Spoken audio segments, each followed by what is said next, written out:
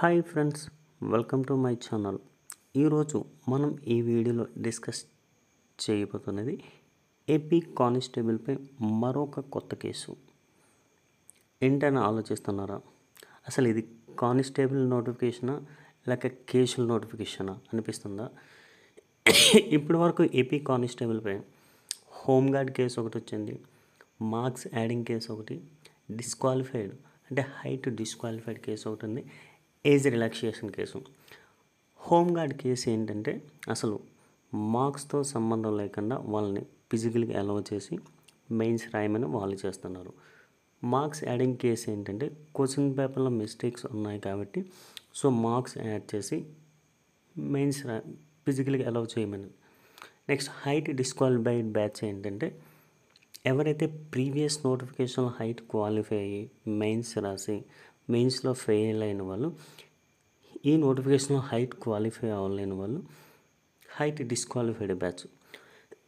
Present కొత్త case ఏంటంటే trending age relaxation case. అసలు ఏజ్ రిలాక్సేషన్ కేసు ఏంటంటారా? అసలు నోటిఫికేషన్లో క్లియర్గా మెన్షన్ చేశారు ఏమని, జూలై 2, 1991 కంటే ముందు పుట్టిన వాళ్ళు ఈ నోటిఫికేషన్కి ఎలిజిబుల్ కాదని, అండ్ అలాగే 10/7, 2004 తర్వాత పుట్టిన వాళ్ళు కూడా ఈ నోటిఫికేషన్కి ఎలిజిబుల్ కాదు.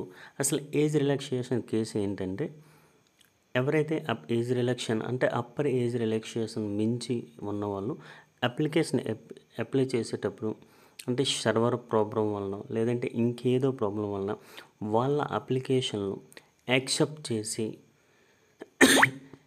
వాళ్ళు ప్రిలిమ్స్ కూడా క్వాలిఫై అయ్యి ఈవెన్ ఫిజికల్ కూడా క్వాలిఫై అయ్యి, అంటే ఫిజికల్కి ప్రిలిమ్స్ క్వాలిఫై అయ్యారు, కొంతమందిని ఫిజికల్లో అలౌ చేయలేదు, మరికొంతమందిని అలౌ చేశారు. సో ఎవరినైతే అలౌ చేశారో వాళ్ళు ఎవరినైతే అలౌ చేయలేదో వాళ్ళు ఎందుకు మిగతా వాడిని ఎలా అలౌ చేశారని కేసు వేయడం జరిగింది. దానికోసం ఒకసారి ఈ వీడియోలో మనం మాట్లాడదాం. ఇదిగోండి ఫ్రెండ్స్ ప్రూఫ్. ఈ అభ్యర్థి 1989లో పుట్టారు. 1989లో పుట్టినప్పటికీ సర్వర్ ప్రాబ్లం వలన లేకపోతే ఇంకేదో ప్రాబ్లం వలన అప్లికేషన్ పెట్టినప్పుడు యాక్సెప్ట్ చేయబడింది. తర్వాత తను ప్రిలిమ్స్ క్వాలిఫై అయ్యాడు అండ్ ఫిజికల్కి కూడా తనకి అలౌ చేశారు. ఫిజికల్కి అలౌ చేశారు ఏంటని ప్రూఫ్ అడుగుతున్నారా? చూడండి ఫ్రెండ్స్,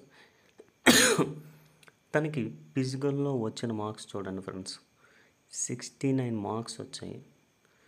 కమ్యూనిటీ ఎస్సీ కేటగిరీకి చెందిన ఆయన ఫిజికల్లో ఎన్ని మార్క్స్ వచ్చాయంటే 69 మార్క్స్ వచ్చాయి. సో ఇటువంటి వాళ్ళందరికీ అంటే వీళ్ళు ఏం చేశారంటే ఎవరంటే కొంతమందిని అలౌ చేసి కొంతమందిని అలౌ చేయలేదు కదా, అంటే వెరిఫికేషన్లో కూడా కొంత మాన్యువల్ వెరిఫికేషన్లో కూడా కొంత మిస్టేక్ జరిగింది.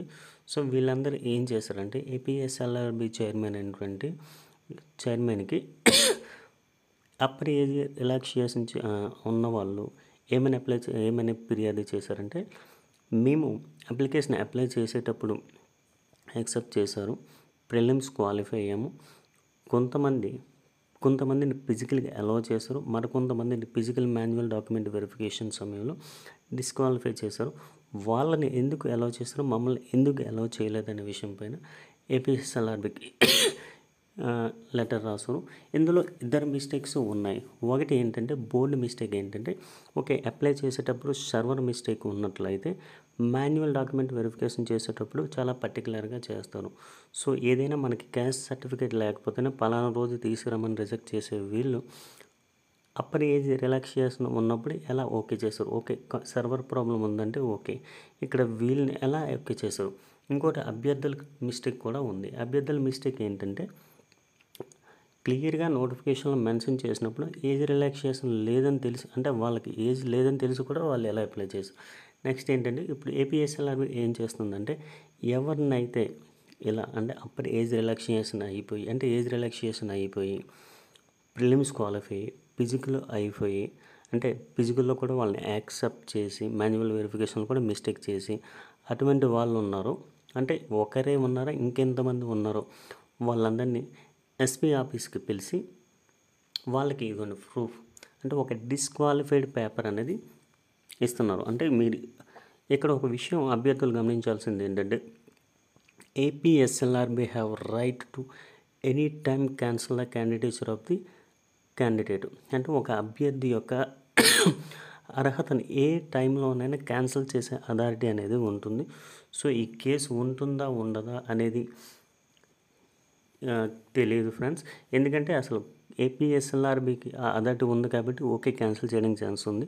కానీ అభ్యర్థులు ఏం చెప్తున్నారంటే ఓకే మాకు ప్రిలిమ్స్ అసలు అప్లికేషనే యాక్సెప్ట్ చేయకపోతే మీకు దీనికి ప్రిపేర్ అయ్యే వారం కాదు కదా. సో ప్రిలిమ్స్ క్వాలిఫై అయిన తర్వాత ఫిజికల్ అయిన తర్వాత ఫిజికల్లో కూడా డాక్యుమెంట్ వెరిఫికేషన్ అయిన తర్వాత కూడా మమ్మల్ని ఇలా ఈ టైంలో ఇచ్చేయడం అనేది కరెక్ట్ కాదని వాళ్ళు కేసు వేశారు.